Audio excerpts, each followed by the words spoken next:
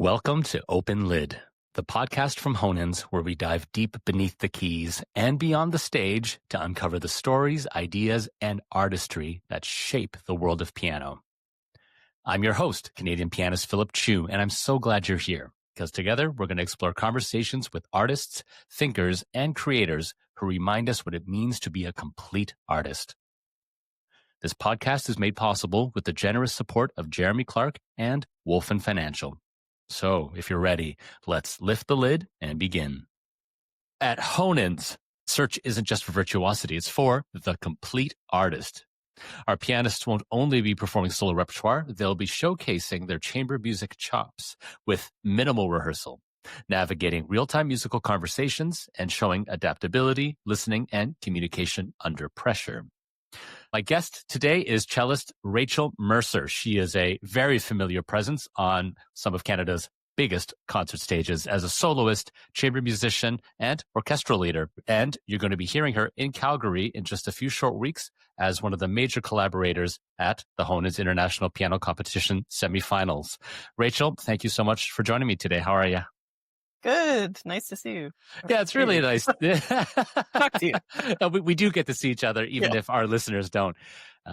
So Rachel, you and I, we've worked together a few times now. So I could say firsthand just how lucky those pianists are going to be. Now, can I say the same for you? I mean, I know they're all great pianists, but that is a lot of music you're going to be putting together with 10 different pianists. How do you feel about that? Have you done that before?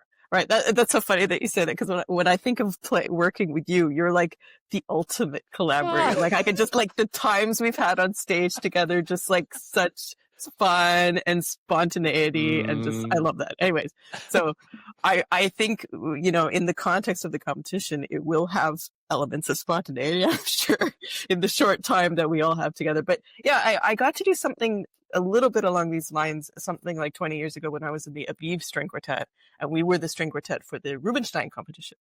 So I get an idea of what that is like to play the same pieces with, you know, multiple people in a very short amount of time with very little rehearsal. Do you have some particular memories from that experience or takeaways from that time at the Rubinstein? I mean, what I remember is they were all fantastic, so different, all wonderful collaborators. So it was just so interesting, you know, to work with each different person. And, you know, as we came in as this quartet, so we have our way, but like just being completely open to receive and, you know, back and forth with whatever was there. Right. So the repertoire list, was that something you came up with in terms of because they couldn't just choose anything, our pianists, right? Of course, you could play anything, but that is a lot of work for you to have to pull up all that repertoire. So what did that look like? Well, John Camara Parker worked with me, putting together the list. I gave suggestions and he helped to kind of narrow it down because of course he knows what will work in the setting. Could you help our listeners, particularly those who may not be familiar with this process? What were you looking for from those pieces? What are you hoping to like sort of give as a canvas for the pianists? I mean, there definitely has to be a variety because, of course, it has to balance out with their other repertoire. And I can see when I look at their programs that they have, you know, really chosen to balance out to be able to show their full spectrum of what they do, right? So they're all very, very different sonatas from the classical to the more contemporary. Some perhaps more virtuosic to balance out like a more poetic solo side or vice versa, rather. Right. Well, definitely the 4 short pieces. I prefer the kind of beautiful slow things than the fast virtuoso. So I am not really playing a fast virtuoso piece for them to accompany me, as they say.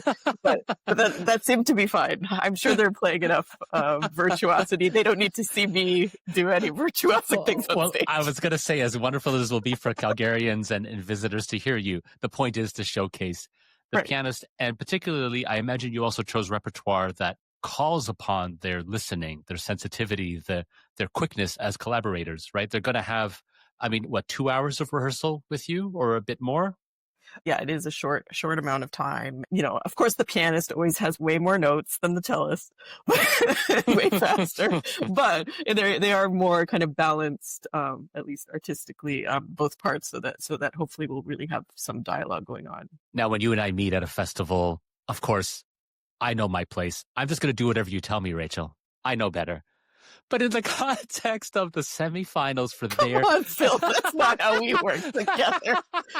He's making this up. But in the context... Yeah, I know.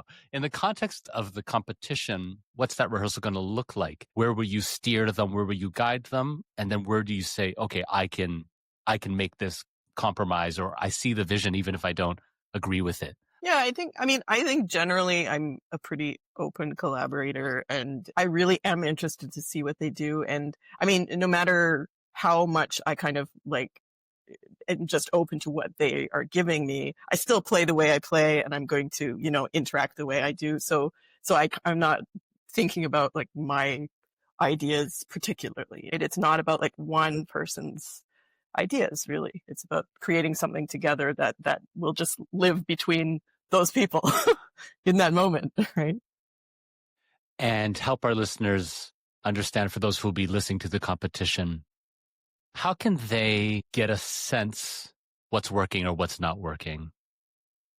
When it was successful chamber music moment, and when it was less so. It's subjective too, to the listener and the players and the musicians.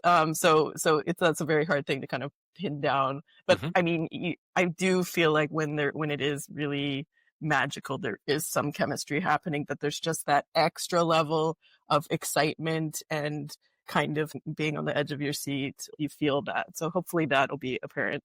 What are two skills that you feel like every musical citizen should have and needs to work on? The most obvious one is verbal communication. Like that is just something that is part of our world now. And as a musician on stage, we also use that. Being able to engage with people from the stage or off stage and connect to them in that way, and just being really open. Rachel, thank you so much. My last question for you. What do you hope audiences take away from one of your performances, from a Rachel Mercer performance?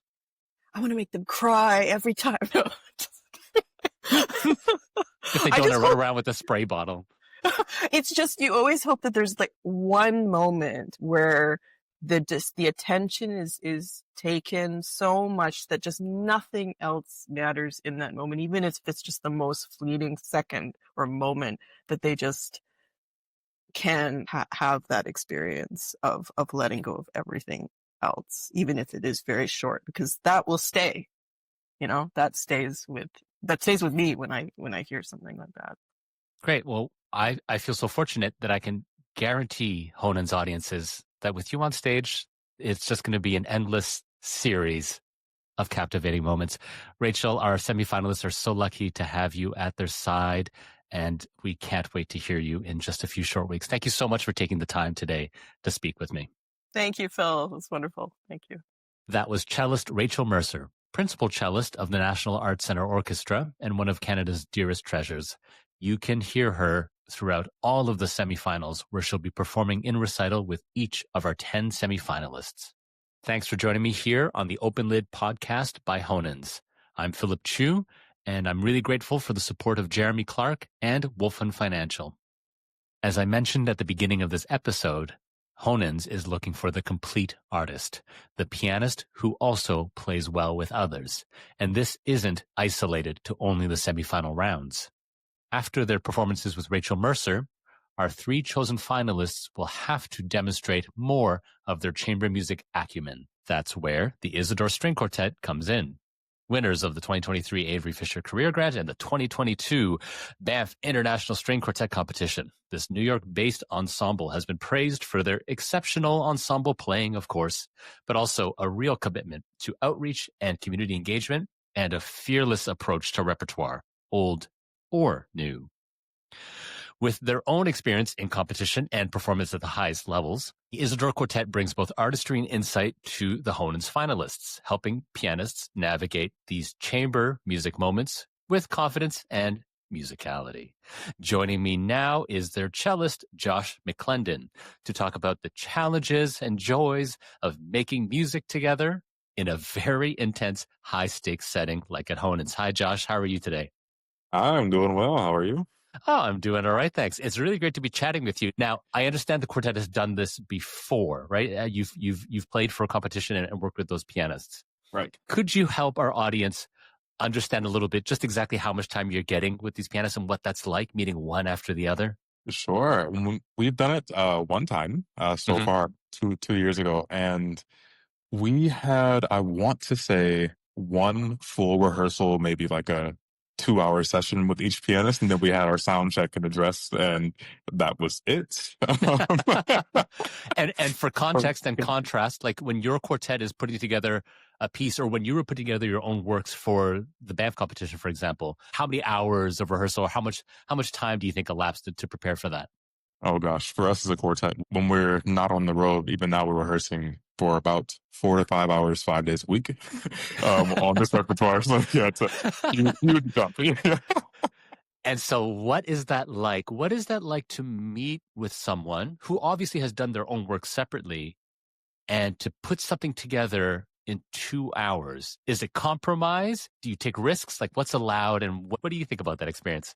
It's fascinating in the context, I think, of a solo piano competition, especially because, Mhm. of course, the solo work is the focus, and that's one type of preparation. But like you mentioned earlier, you're looking for a different side, something more complete with each of the competitors in this round. So for us, it was interesting to see, especially how each competitor approached that kind of round. In our own experience, we had some who really did seek that kind of freedom, and they were open to taking all the risk in the world, and it felt Mhm. like a really genuine sort of conversation, and it was sort of like whatever happens happens, and that's where the most magical music making really happens, I think. And we also had some who approached it like it was still the solo type playing, and it was sort of, which to a certain degree I thought was a good way to go about it in that context. It could be sort of a, I want to say, safe way to do it, but it was sort Right. of, they knew what they wanted. And I think they took the time that we had to were efficient with it. And we sort of were pulled into just their interpretation of a piece. And so it's interesting to see how they do things. But I think that, for those who are sort of willing to take that risk and have that real sort of conversation and navigate the twists and turns of these repertoires sort of in real time, I think it's really special, and I think it's a positive experience on all it. Now, without, of course, naming names, in that Mhm. previous competition, did you take note of who you felt had arrived on scene and ready to just have a conversation with you through music, and those that, as you said, sort of arrived with a script in mind that they were going to do, and you were part of their show? Did you keep track of your preferences, and did you notice sort of their rankings at the end? Did it align? Did they have any relationship? Absolutely. Yeah, we we were able to, it took a matter of minutes to clock that, I think, for all of us. And each of them, it was very, very quick and very clear from the start. We all sort of had different opinions, I think, and different sort Okay. of personal rankings with that. And, Right. I think some were aligned and some weren't in the end, but it was interesting to see sort of how, at least even in the jury's mind or in the mind of the pianist, how different strategies sort of like played out for them in the end. It was interesting. It was In the context of a solo piano competition, you were all equals, but some were more equal than others,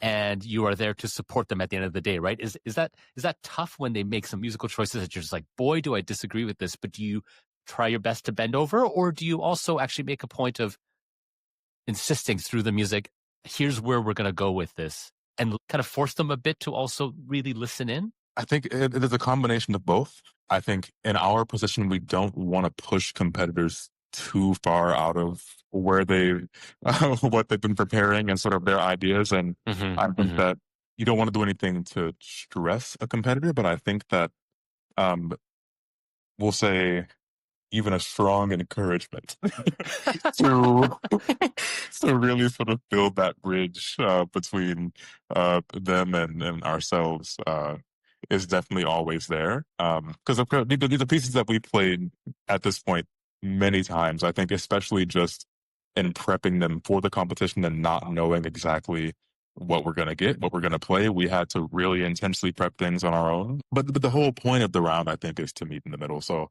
I think we do try to be pretty firm and not sort of getting them to align with us necessarily, but just to have a real tangible relationship there. Now, from the context of a competition and the things it does for you and the things it does to you, you've said how you went from a concert calendar from about 2 concerts a year to 80 concerts in a year. Right. Now, the winner of the Honens, like that's going to be their life, right? Mm-hmm. How did you manage that? How do you now manage that? That was only 3 years ago now. What has that development felt like? Oh, it was much different now than it was 3 years ago, for sure. You look pretty calm, composed, and rested. You were just telling me you had a day off. You're right. I think it was almost so crazy and it was so intense so quickly that there really was no time to think about it. Mm-hmm. I think that all 4 of us were hit with the intensity at different times. But at a certain point, you just had to go, and there was just no time. There was no space to think about what was happening. And I consider myself very lucky, I think, to be playing in a preformed group for a living. I have 3 other people to go through that with. I can't imagine having to do something like that on my own, to be honest. Well, that was going to be my first question. Yeah, I was going to say, did it help to have 3 others? Absolutely. Yeah, I mean, there must be times. I mean, you're so close. There must be times you're a bit annoyed, but overall, like right. you all seem to love each other very much, and there's a friendship there, right? As much as you were colleagues. And so would you, for example, advise for that pianist, like have a support network? 100%. And whatever that means. I mean, and even in the context of the quartet, for us, it's different. It's not always each other. It's maybe, being in contact with family, friends back home, that kind of thing. Just making sure that you keep some sense of that home life and whoever there is in your circle with you, I think at all times is really important. And I think we've all just sort of found little things that we can do for ourselves to make it more manageable. And somehow it feels, even though it's so not, a bit more normal now, but, of course, it still is a crazy life to live, as normal as it can get for us. I mean, I was just looking at your calendar. The evening you're playing in Calgary for Honens, for our wonderful finalists, if I understand correctly, the next evening you're in Tulsa playing for, you might even not know, I might know your calendar. You probably don't want to think about it, but I'm pretty sure the next night you're playing in Tulsa. Yeah, that sounds about right. Yeah. Okay, and so here comes a word, artistic integrity. What is that like, being thrust into a world that now everyone wants a piece of you, right? You're being asked to do all these things, whether it's interviews like this, whether it's a presenter saying, I want you to play this, or your manager saying, can you do this? What is that like? Well, for me, I think it's as simple knowing that sense of integrity and you being who you are is what got you there in the first place. I think, of course, especially as young artists who are still sort of like emerging, there can be sort of this pressure to maybe fit a mold, or suddenly you have all these concerts and, just for a very literal example, maybe there's pressure to repeat what you've been doing because it's pleased certain audiences and that sort of thing.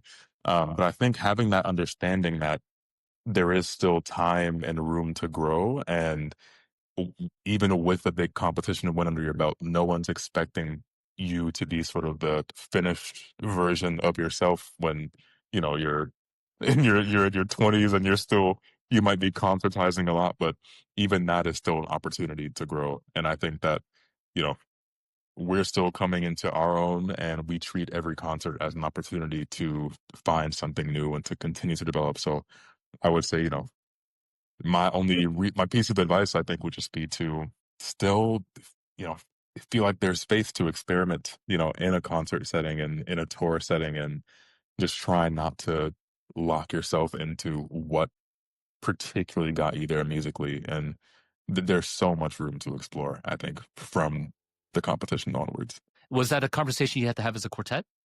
Was there ever a moment in that first year where you all said, hey, wait a second, guys, like we're losing a bit of sight of what we were about? Or was that just natural for the 4 of you? Oh, we've had those conversations. There have been times where we've had concerts, and even in a dress rehearsal, it might be as simple as someone saying, hey, I'm bored with this. Like, what can we do? Like, we've played this piece a million times now. We know how we're going to play it. Maybe we're super exhausted and we take our dress rehearsal, we check the first few bars and we know what we're going to do. After a while, that's just, that's not fulfilling probably for anyone. So it could be as simple as, in our case, maybe Devin is going to throw me an eyebrow on stage, and that's just a heads up that And he's got about the to make a eyebrows left to turn, you know? throw. Yeah, exactly. It's like, it's like something's about to happen here, just be ready for it and keeping each other on our toes. But I think that, and also competition, or sort of, that type of concertizing aside, as artists, I think understanding that your audiences, even while competing, the jury, they're there to support you, and they want to hear every side of you. So I think that sort of having that understanding that you're not being negatively judged, and audiences are open, and Right. it excites them to hear something a bit different. I mean, the Haydn quartets we play now sound so different than what we did at Banfen. It's been fun for us, and we've gotten feedback from our listeners. It's been fun for them to explore a different side of how we might interpret the same kind of music. And so I think just holding that closely is really quite important. It'd be very helpful.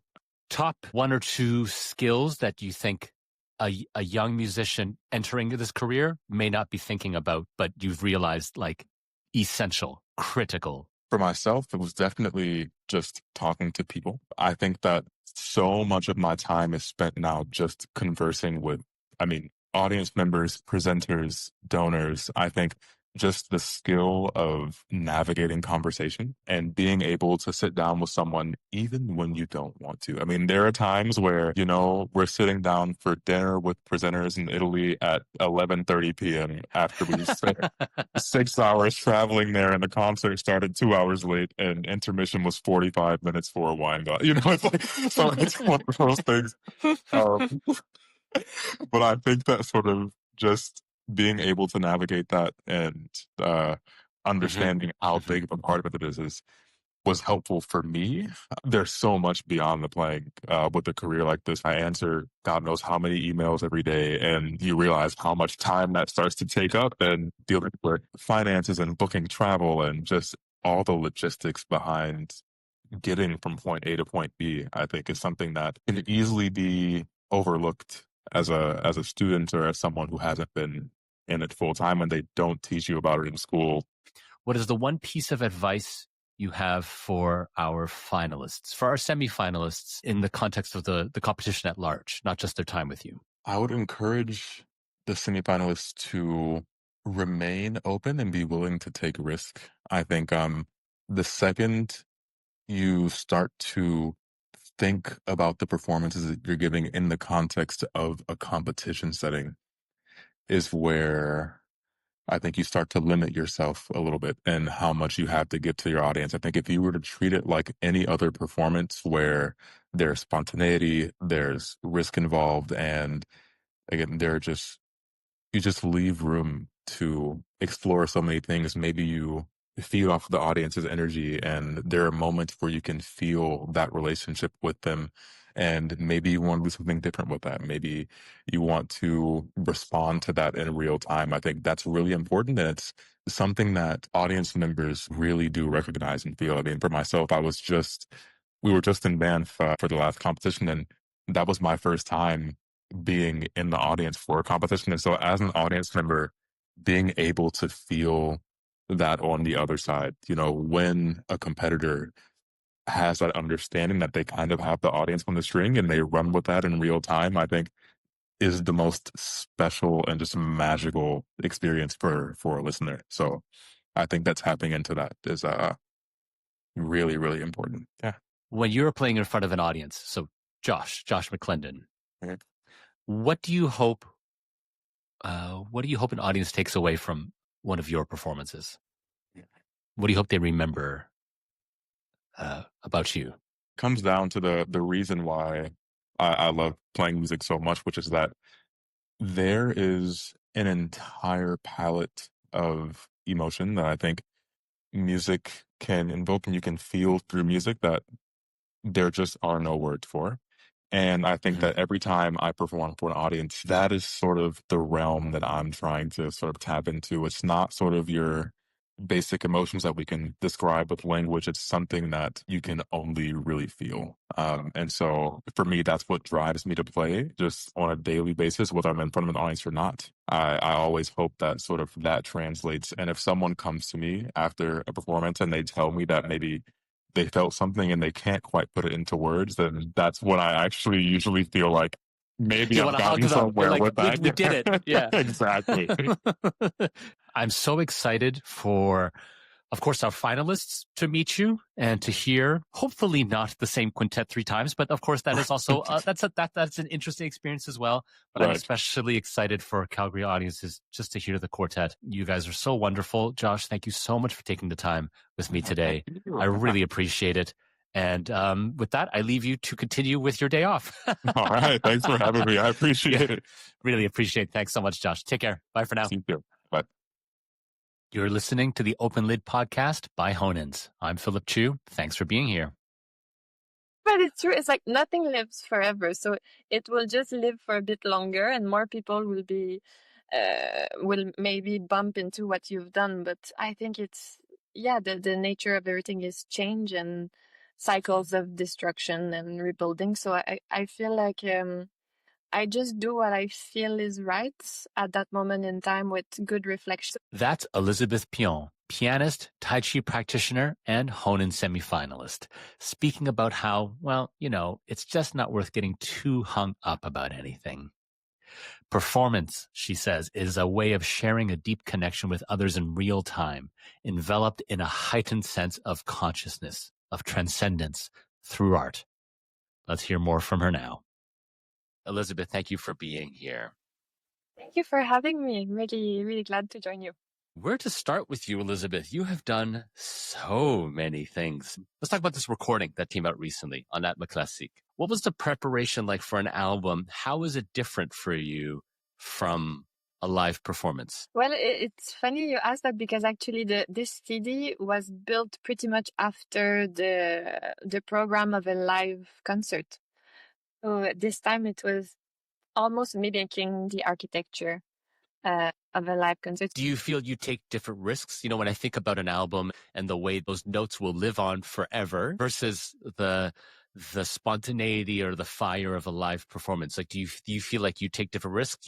I think I don't think of it in terms of risk, more in terms of the medium in itself. But I think, and even if it's going to last longer, but in the end the sun will eat the earth, and like nothing will last forever. So if that can relax, yes, that's a way to put it in perspective. In the end, the sun just eats the earth, and so don't worry too much. No, but it's true. It's like nothing lives forever, so it will just live for a bit longer, and more people will maybe bump into what you've done. But I think it's the nature of everything is change and cycles of destruction and rebuilding. So I feel like I just do what I feel is right at that moment in time with good reflection. So it's, I would say, calculated risk, or like risk that I find to be meaningful and that serves art and music making. What are some sort of key building blocks for you artistically? What are the important things for you? What guides you? It's almost a mystical question already. We get right into it here. It's first, I think I have quite an instinctive response to music. So it's if I hear something that touches me or that I feel is remarkable in its construction or the thought process behind it, I'm just drawn to it, and I want to dive into that world. So it feels, for me, it works by attraction, and it's very much like at a certain point in time, I want to dive into this, and then it will shift. So everything I do leads to the other. It's it's a lot of little stepping stones, and you build upon the last one. So because for me, it's quite an organic process of reflection, and then you dive as far as you can in the current world you're in, and then the other one will emerge. But I have no clue what's the next one. It's a bit like I remember talking to a painter. I thought it was so interesting because he was telling me when he starts painting, he doesn't know what's going to happen. Like he has a vision, but it's like he follows. Il suit le trait. I don't know how to... follows the tracks. I think, as you said, you let intuition guide you a bit. Yeah, exactly. You trust your first instincts with the new piece. Have they ever disappointed you? Have you ever followed something and went, oh, actually? I feel if I'm really disappointed, I will drop it. Because I Right? feel, I need to go to the end of the instinct, and sometimes the end comes faster than expected. And is there a particular composer or piece that that really challenged your understanding, like what you thought music was or what you thought would be at home with you? A kind of a, whoa, wouldn't have expected this kind of moment? My God, I feel like it has happened so many times, or I don't know if that has happened to you, but sometimes I feel like, this I really understand. And then I brought it to like a mentor and then he was like, whoa, no, like, what the hell are you doing? And in retrospect, would you say they were right? Like what happened in those situations? I think back then I was just like, oh, it's not okay what I'm doing. And with more years of experience with me, I feel it was actually okay and interesting. It was another reading. I think if it comes from a place of knowledge, like it comes from an informed place, Yes. I think you can dare to stretch quite a bit. I think my mentor was right in some ways, but I think I had something that could have been argued for. Thank you for that, Élisabeth. Speaking of mentors, would you be willing to share with us some of your principal teachers? And in particular, share with us one or two lessons that really stuck with you? Yeah, totally. I mean, André, it was a lesson in bouncing and rhythm. Like the the the diabolic energy, infectious energy of sustained rhythm and phrasing. I think that was André's gift. That is so clear. That's so clear from the way he plays. That's so clear from the way you play. Ronan O'Hara, it was more of a 360 thing where I felt it was almost a kind of life guide as well. So I think for me it was trusting myself, whilst sometimes he would also put me back on track when I was going astray. But I think Ronan was very much about trust and also having fun. Because I think for a while I was so obsessed about doing the right thing, and I would like go to the library for endless hours and study and be like, okay, I need to be like a serious interpret. And I think it was getting in the way of a lot of imagination. I think I needed that deep dive, but I think he calibrated it better. So he encouraged me both to really go in depth with serious studies and at the same time to really trust something that's more of the order of the subconscious and something that's more trusting instincts and an appetite for imagination and searching for colors and more beauty. So it's more of a journey of wholesome. Yes, wholeness. Wholeness. Yeah, Exactly. absolutely. Yeah, you have it absolutely right. Yeah. And is there any other teacher that I don't know about or I didn't mention that you would also like to share that had a particular impact? Yeah, totally. I mean, at the moment, I'm working with Enrico Pace and Gabriela Montero. I mean, they are both fabulous artists. So I think Enrico, he is so good at identifying what matters in a score. Like I've never seen someone. He opens a score and he's like, "This I didn't hear enough, and this motive is reversed." It's very powerful playing. I remember when I first heard the kind of intensity of his playing. I remember hearing him in the Schumann in chamber music, and I cried. It was just so beautiful. So I think it really pushes me to always put art first. I'm going to ask that question as opposed to? Well, safety, or especially when preparing for competitions, because it's easy to be like, well, I need to be clean and I need to blah, blah, blah. And then art goes out the window. So I remember running through my repertoire for him for a competition I was preparing for. And he was like, for God's sake, be an artist. and when he said it, you recognized immediately what he meant. Yeah, totally. Because I was just trying to do everything correctly. He always told me like, you are an artist, like be one. Like don't how do you say that? Go around the bush. No, what's the expression? Go around the bush. Don't beat around the bush. Yes. Thank you very much. No, but go around the bush is nice too. Don't go around the bush. Go right in it. Yes, exactly. You have to go through the eye of the storm. Yes, that's very beautiful. And finally, Montero, the wonderful pianist and composer. Yeah. Oh my God, she's fabulous. She's very demanding in terms of the quality of sound and the ease at the keyboard. So like to make everything even more minimalist and be very precise about your movement, and also have a very clear vision in mind of what you want to do. It's not enough to just play, but to really transcend the score. And also she has been encouraging me in composition as well, because I compose a bit, but it's something I think I was reluctant to dive into because I have no formal training. So I always felt like, well, I don't know what I'm doing. And Gabriela is always like, I don't know what I'm doing either. And I'm like, okay. So I think it's she helps me really tune into that part of myself. That's she's like a musical godmother. I admire her so much. I think she's fabulous on every level. Speaking of your compositions, Honens audiences will be thrilled to know they're going to hear one of your compositions, Sept Mer Épars, Oui. like 7 Scattered Seas. Would you be willing to tell us a little bit about this work? Yeah. Should I say anything at all, or should I keep it completely secret? It's entirely up to you. If you want to keep it secret, I totally understand. But give us a little something. Give us something to tantalize us. Yeah.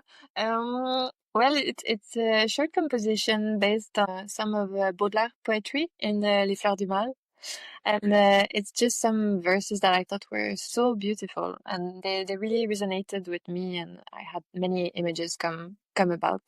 I think I'm really touched by the sea. And I remember when I was studying in London, sometimes where I was just, in need of some fresh ideas, or I was a bit fed up with music, because even if we love it, sometimes it happens. Huh?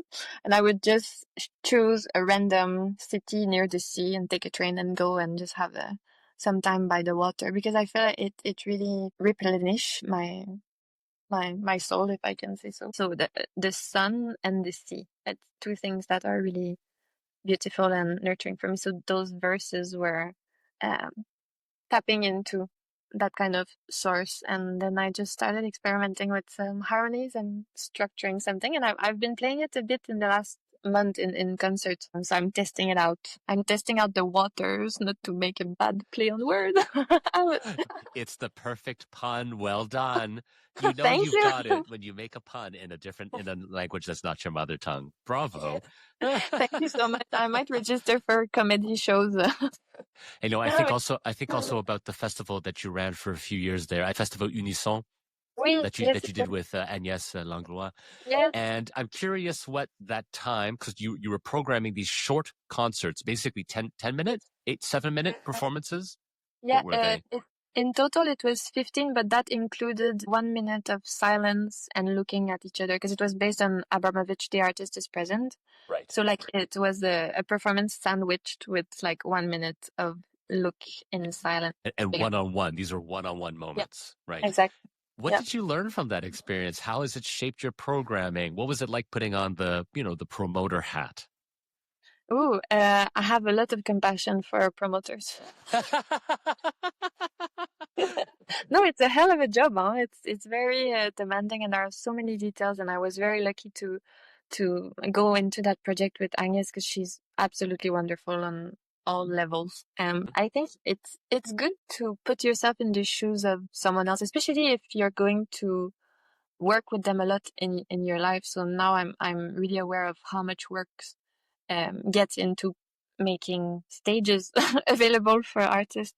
I really enjoyed it, and I think it was quite wonderful to see both sides of the same coin. And also in terms of programming, because we were asking all the artists to react to the person they had in front of them. So basically it's almost like a psychological exploration, but by looking at the person in front of you, you decided what you were going to play. I think it was very touching to have that level of intimacy with an audience member. And I think it was an intensity of presence, so intense and so beautiful, to like the aspect of music making being an offering was very present, because you give it directly to this one heart in front of you. And I think looking at the person after you've played, and also seeing how the music has transformed them, because every time you receive something, can be you reject it or you accept it, but it does change you. I have a question now. And if we think about the composer, the piece, the audience, you, What does that balance look like for you? What's the hierarchy? Who's your priority? How does that shift in performance? Like, what are you thinking about when it comes to playing or in the preparation? I think for me, it's always the music comes first. So in my work, I'm trying to honor what the composer has wanted as much as possible. So I try to gather information and hear their other works and just have a kind of immersive access to their thought processes and their way of thinking. So I think the music in itself is the most important thing. But in the end, I feel it's not so much about the hierarchy, but about a quality of doing in everything you do. So for me, it has more of a circular component. It's not so much like vertical, more like horizontal. I don't remember who told me that, but it was like you cannot play Beethoven on your knees, where it's like because if yeah. That's incredible. What a wonderful expression. Horowitz, what he was saying when he would go on stage was like, "I am a king." Right. So I think it's not about being a megalomaniac, but it's just like if you are to champion that music, you have to rise to that level. So I don't think you can champion it to the best of your capacities if you shrink, basically. Tell yourself before you go on stage then. I'm I a queen. I haven't tried that one. I should try that maybe. I think I tried to just reinforce why I'm doing that. So it's when I've done the work, I'm ready, I want to share it with the people who are there, and I try to tap into more the gratefulness of doing that, because it's quite insane when you think about it. People come from all kind of places and they leave their daily activities to just come for 2 hours in your company and the company of other people. So I think it's quite a fascinating event. Like, apart from marriages and funerals, that's not something that happens so much. We're going to jump around a little bit now, so prepare for that. If you could meet any composer, living or dead, who would it be? Just one? Just one to start. Merde. That's not fair. That's not a good... Just today, just choose, if you like, it's like, sorry, Phil, I have to run. I have this lunch with... Hildegard von Bingen. I think I would love to go for a walk in the woods and just like gather some plants together and talk about medicine and mysticism and music. I think I would like her. If you could commission a work from any composer, living or dead. I want to say Sarajevo. Oh, good choice. What do you like about Sarajevo's music? I feel it's just music that comes and grab you. Like you cannot be indifferent to it. If there was one piece of classical music that you could erase from existence. That's savage. Oh la la. Oh, whoa. No one would ever play again. No one would know it ever existed. Just one? No, I'm joking.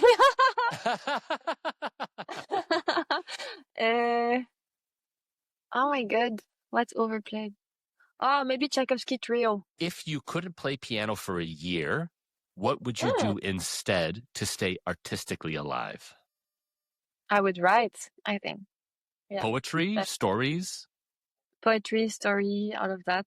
I was writing quite a lot before now. I've stopped a bit in the last 2 years, but I love it. I think it's a very natural mode of expression, because I love reading. I always have like 5 books in my bag, so it's it's very important for me, literature. So I think I would write, and I would train in Tai Chi a lot. Like, I would probably go somewhere where I can train Tai Chi 5 hours a day. Really seriously, yeah.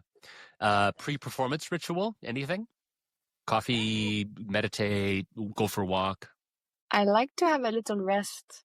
For me, like a little nap in the afternoon is very, very agreeable. Like 20 minutes, and I have a YouTube link with like binaural beats that I use that I find is really wonderful. It really relaxes me. And eating like raspberries, blueberries, some dark chocolate, stretching. I try to see, okay, what do I need today? What do you hope audiences take away from one of your performances? Well, I hope I can bring them something of value, be it sometimes when people fall asleep in concert, I think it's a beautiful compliment. Sometimes it just means you relax their nervous system so much that they just let go completely and they sleep. So, not that I hope that everyone in the hall will be asleep, but if it's like that, I bring them a moment to rest, or I bring them curiosity that they discover a new composer, that then they go home and they want to learn more about them. Like Bachevich has such great chamber music as well, so I hope some people will be interested by her works, or just that I bring them joy, or that they just had a good moment, they had a good time, and it has brought them feelings that were enjoyable, hopefully. I couldn't agree more. Élisabeth, thank you so much for your time today. It's been just so wonderful to chat with you. That was Honens semifinalist and pianist Élisabeth Pion. You can catch both of her semifinal rounds live and on our live stream on October 17th and 19th.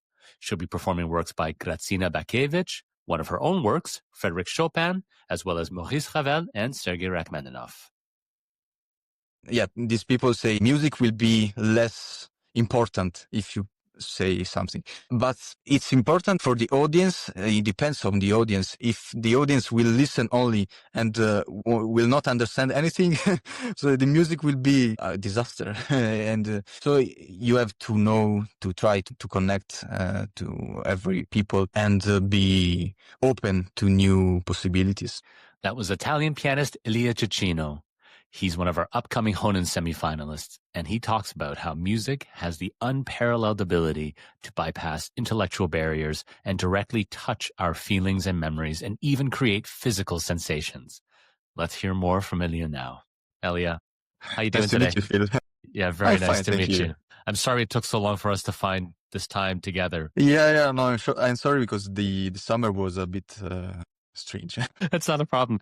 So, Elia, how's your summer going? Tell me a little bit about it. Oh, well, I had a very intense August. I'm in Italy now currently, and I have some projects before the Honens, and then I will be happy to come to Canada for the first time. And we're excited to have you. These 4 concerts that you just did, where were they? What did you play? Were they the same program, different programs?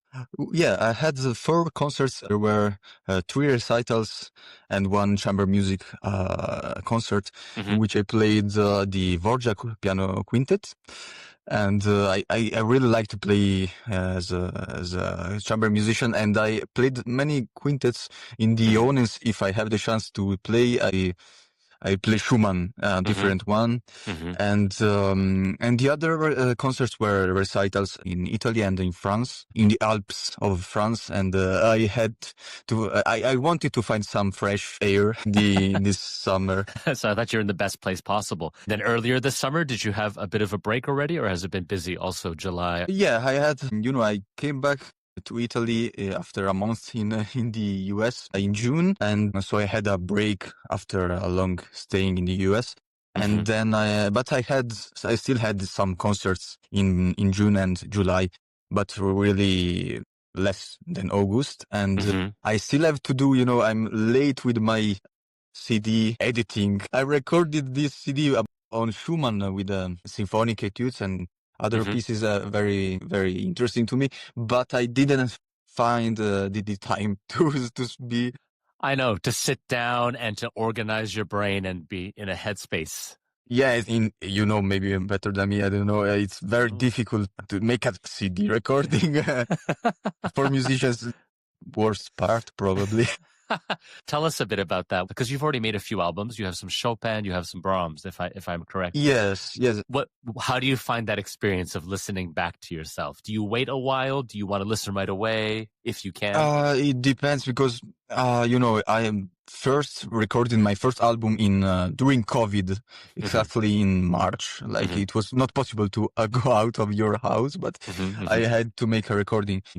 I was 20 years old, 19 years old, and it was a difficult time, of course, because of COVID, because I had to practice on my little piano at home. And now I came back after basically 5 years, to record. And I did it in a completely different way. I was more interested in trying to find something very interesting to say, and that was new, of course, but at the same time was my idea, my voice, not something that is artificial. When you listen back to yourself, when you listen to those takes from the recording, yes, what are your first thoughts? It's like, why did I do that? Oh, that works, that doesn't work. Like, what are you listening for when you first listen back? I was sometimes happy about something that I didn't expect, maybe, or sometimes, of course, you don't choose some tracks because you don't feel they are enough, maybe not linear, but with direction. I don't know. And it's important for me to find a concrete direction also in what I play, not to be like inventing only in the moment, but have a structure of what you want to say. Do you have a tendency? Do you tend to overshoot, like go too far for your idea, or be too careful sometimes, or somewhere in between? Of course, it depends on the composer, especially when I play Brahms. I feel a responsibility, first of all, and he wrote in a very good way, in a very profound way. So I think it's good to be in a more structured way. And for example, as I told you, I played Schumann, I recorded Schumann. And in Schumann, it's maybe different. When I'm playing Schumann, I can invent also in the moment because it's always connected to the fantasy, something very joyful, sometimes very rhapsodic. And I feel maybe more free when I play Schumann. When you open a new score, like a piece of music you haven't seen yet, whether it's Beethoven or Schumann or whatever, what do you look for first? What interests you first when you open the score? It depends. If it's because I have to play the piece or not. But I think when I have to learn a piece, I really start from the structure of the composition. And then, of course, I mix all my theories about the structure with my feelings and emotions on the harmonies. And that's why I think it's very important to give a value, a personal value to the harmonies. When I try to learn a new piece and a composition, I still search the emotion in the rhythms and in the harmonies especially. And then, of course, you have to learn to search, to research about the composer and the style and when he composed or she composed the composition and everything.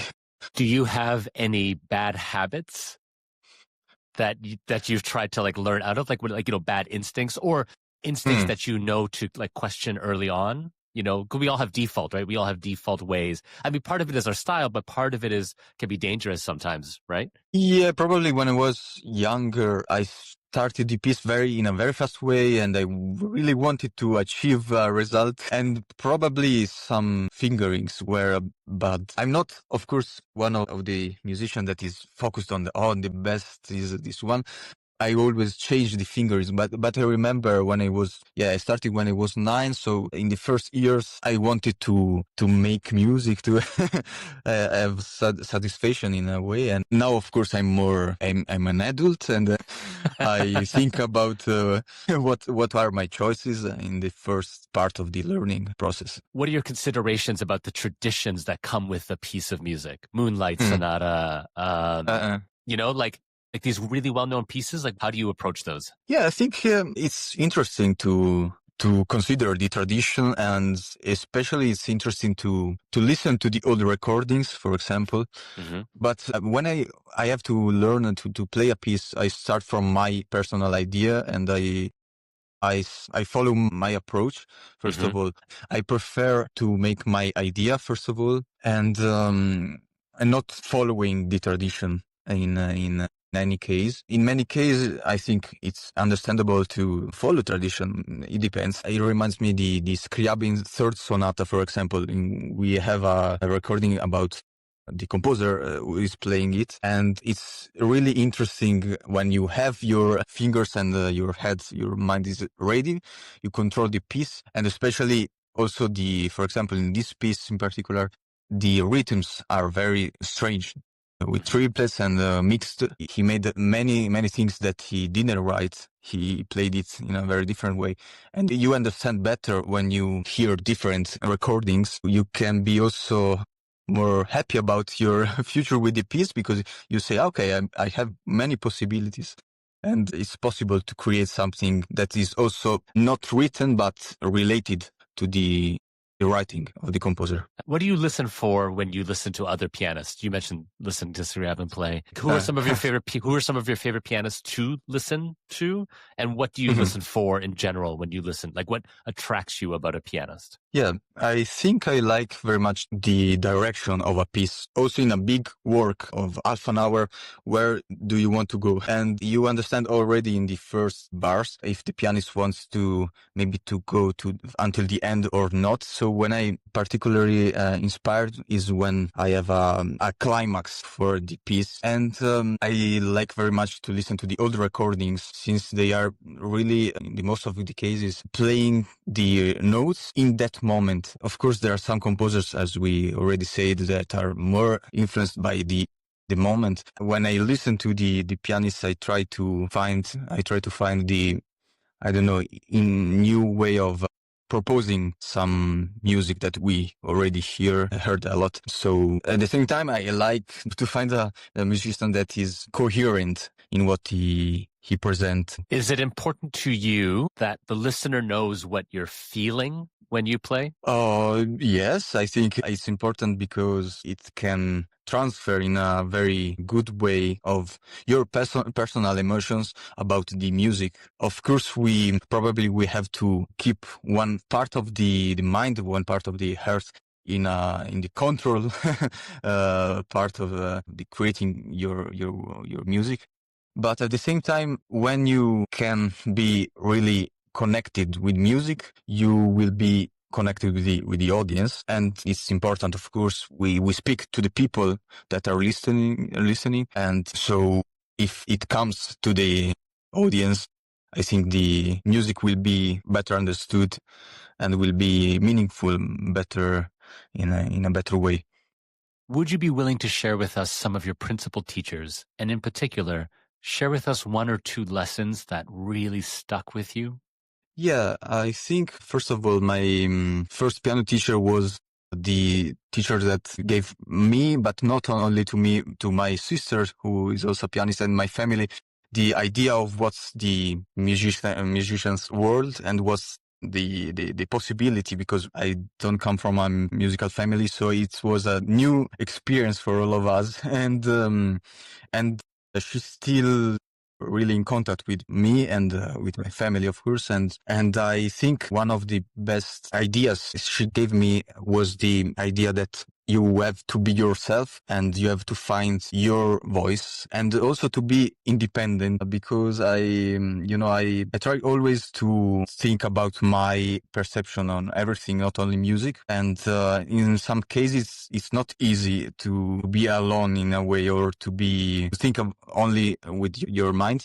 Boris Berman was a figure that in a short way, he structured some important pieces, and he's very disciplined, and he gave me this idea of the structure of a piece that I was already searching. And then you say the Nuti, he's right. He's a pianist from Florence, and since I was very young, he's a colleague of Maddalena, and from time to time I go to make him listen something new, and for maybe competitions when I have the urgency. And it's very interesting because when you know someone from a long time, you can really connect in a fast way. And it's interesting, of course, to have an eye from outside.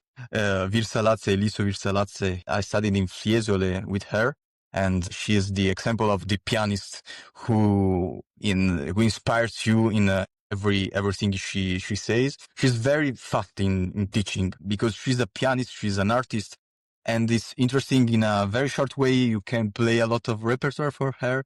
And for what I learned from her is the idea of playing on the stage and the idea of bring the piece from the beginning to the end without losing the attention about your ideas. She wanted to project the piece to the end, but not to be fast and to lose things, but to have a direction, what I said already. Talking about the timeless language of music, bringing it to society, bringing it to audiences today. which you say is very different from audiences of the past. I'm curious, what does that mean to you?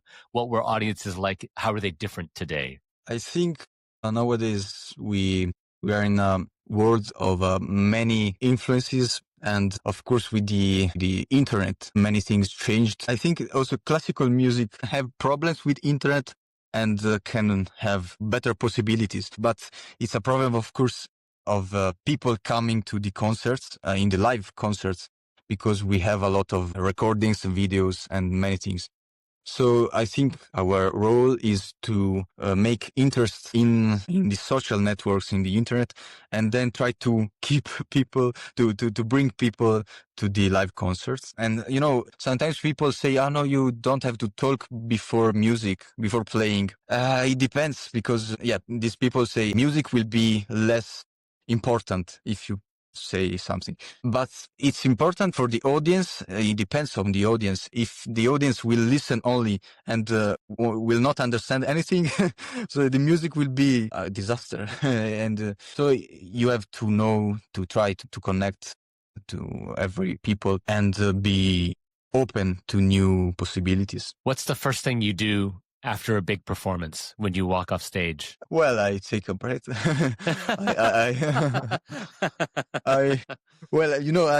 Or maybe I drink water, because when you have a great performance and maybe difficult you need maybe water after all the difficult times. Do you have any pre-performance rituals? So before you go on stage? Like I was in the club and they suggested us some exercises for the breathing, and that helped me in the last 2 months after the climber, because I think I can be more relaxed if I think on how I'm breathing. Mm-hmm. And so now I'm thinking about that before playing. I've heard you say that you need your handkerchief, like your napkin. Yeah. I'm sweating a lot when I'm playing. Yeah.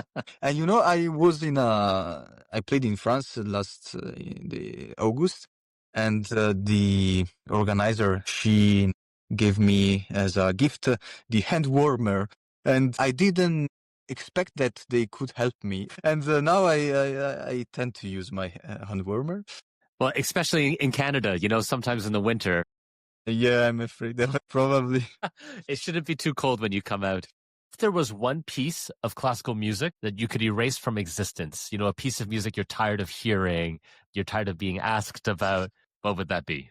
I don't know. It's not an easy question for musicians. Of course, we hear a lot of but I don't know. It's music also, Rondò, la marcia turca, Rondò la turca, or Furelise, but it's music also, that one. The problem is that it's too much to play, too popular. Mm-hmm. And especially probably the problem is that people expect to listen this music, but we have a lot to know, to discover. Is there a composer that you admire and that you enjoy listening to, but you don't enjoy playing? Or that you find more difficult to approach, or just doesn't? In general, not a composer, but probably the French music, for me, is maybe more difficult than other music, like German, the classical, or the Russian music, because probably it's music that it requires to be maybe a bit more distant, a bit more with less instinct when you play. But at the same time, when you hear the music, you are, of course, involved. Even after Honens, in your career as an artist, how will you define success? What does that look like to you? I think success for me would be to having the possibility to continue my growth, my process of discovering, and still have the possibility to play for me, but also for the audience. My final question for you, Elia, what do you hope Honens audiences, but audiences in general, when you perform, what do you wish that they will remember about you from one of Elia Cecino's performances? I hope they will be remembering my person, my voice, or my instinct also, because we have to be ourselves. And if there is the possibility that somebody will be in your memory, it's probably linked to the person you met. I hope that I can be myself on stage and not like the creation of a show that's interesting and important. So I hope they will meet me and not the show or the creation of an artistic show. Yeah. And I hope it could be that in the Honens. That's really beautiful, Elia. So I look forward to meeting you there and look forward to hearing all of your rounds. Great. Thank you.